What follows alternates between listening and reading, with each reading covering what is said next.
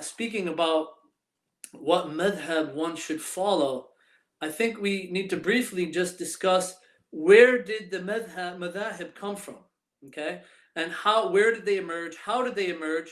And how did they spread throughout the Muslim world? As we know, the word madhab comes from the word dhahaba, al mada.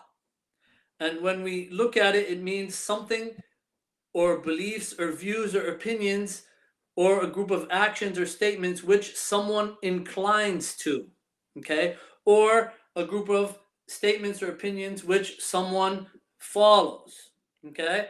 And when we look at the word madhab amongst the scholars, okay, we look at, and there's even a difference of usage amongst the early scholars.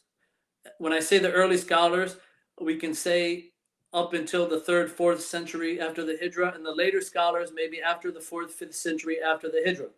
We see even the usage of the word madhab and taqleed and al-ittiba' may be a little different. So majority of the scholars, when they talk about a madhab, they're talking about, okay, the fiqh of al-furu', the fiqh of furu', the jurisprudence issues related to fiqh, because many of the early scholars, they broke fiqh into 2 categories. Fiqh al-akbar and fiqh al-asghar. Fiqh al-akbar being all the umur, all the issues related to aqidah, related to belief. And as we know, Imam, we have a book which is ascribed to the great Imam Abu Hanifa, which is called Fiqh al-Akbar. And it doesn't mention anything about Fiqh al-Furu'. It talks all about issues of aqidah. So when we look into, right, the emergence and history of the madhahib, right, and we also have different madhahib in i'tiqad. Unfortunately, after the time of the Prophet Muhammad ﷺ and the time of the companions, you have different madhahib related to i'tiqad, related to beliefs that emerged after the time of the Prophet Muhammad ﷺ. And then we also have scholars, ya Sheikh, who even talked about the not dividing the deen or not dividing the religion into a taqsimat, like usul and furu', that it's one. And those were such as Shaykh al-Islam Ibn Taymiyyah and Ibn al-Qayyim al-Jawziyah. So when we think about madhahib is not just related to fiqh al-furu', right? It can be a madhab even in hadith. A certain madhab, right? The madhab of Imam al-Bukhari, right? We say minhaj of Imam Bukhari, or the madhab of Imam al-Tirmidhi, or the madhab of Imam Muslim, right? We also have madhab in tafsir, madhab of Imam al-Tabari, okay, or Imam Ibn Kathir, or Imam al-Baghawi. We also have madhab in tarikh, in history, right? The way that those historians would bring and mention the different narrations, such as, right, al-Kamil fi tarikh li Ibn Athir, or Bidayah wa Nihaya li Ibn Kathir, right? Each of them had their own madhab, their own methodology. Also in Nahu and Sarf, right? We have the Basri madhab and the what? The Basri and the Kufi madhab, right? Same thing in hadith. But one thing, ya Sheikh, that we always have to remember is that during the lifetime of the Prophet Muhammad sallallahu alaihi wasallam, any issue that arose, any question that the companions had, what would they do? They would always refer back to the Prophet Muhammad sallallahu alaihi wasallam directly for clarification. Or if the Prophet Muhammad sallallahu alaihi wasallam wasn't there with them, they would refer back to the governors or leaders of those cities or towns in which they were residing.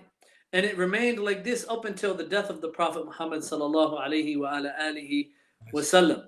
And then after the Prophet's death, they would refer back to the Khulafa al-Arba', right? Abu Bakr as-Siddiq, Umar ibn al-Khattab, Uthman ibn Affan, and then Ali ibn Abi Talib. So when we observe the generation of the Prophet and his companions, we find that they were all upon one madhab in regards to creed, in regards to belief, in regards to the usul of the i'tiqad. They were all upon one creed. There wasn't no such thing as the Asha'ira wasn't no such thing as the Mu'tazila, wasn't no such thing as a Sufiya, there wasn't no such thing as the Khawarij, right?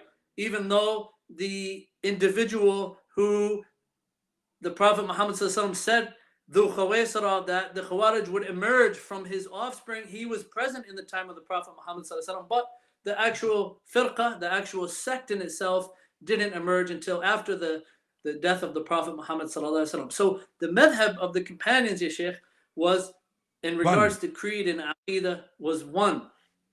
But as for jurisprudence, then we find, right, that there was some differences of opinion even amongst some of the companions, right? How they would understand the hadith, how they would understand what the Prophet did or what he said.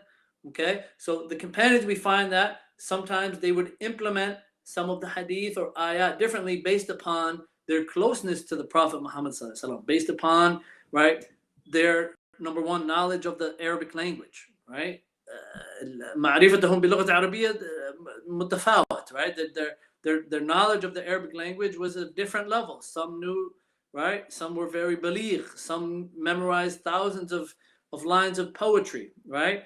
From the time of the Islamic times. And, some knew the asbab al-nuzul. Some knew, right, spent more time with the Prophet Muhammad while others were, right, busy in their business and things like that.